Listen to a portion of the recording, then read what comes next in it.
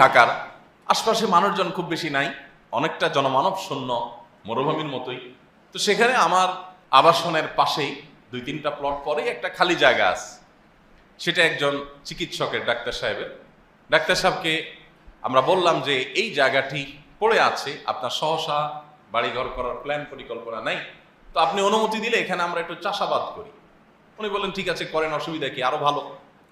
তো আমরা সেখানে বাহির থেকে মাটি এনে, গোবর এনে সেখানে ওইটাকে চাষাবাদের উপযোগী করে এবং কায়িক পরিশ্রম দিয়ে, শুধু আর্থিক অংশগ্রহণ না, কায়িক পরিশ্রম দিয়ে নিজেরা কোদাল দিয়ে একটি করে কোপ দিয়ে মাটিগুলোকে প্রস্তুত করে সাথে লোকজন নিয়ে তারপর আমরা সেটাকে প্রস্তুত করেছি। এবং আমার সেই ক্ষেতে আলহামদুলিল্লাহ 19 আইটেমের সবজি আছে। আমরা আলু ছাড়া, আলু পেঁয়াজ রসুন ছাড়া আর কোনো কিছু আমরা কিনে খাই না আলহামদুলিল্লাহ, বরং আরো বহু ফ্যামিলি, বহু পরিবারকে আমরা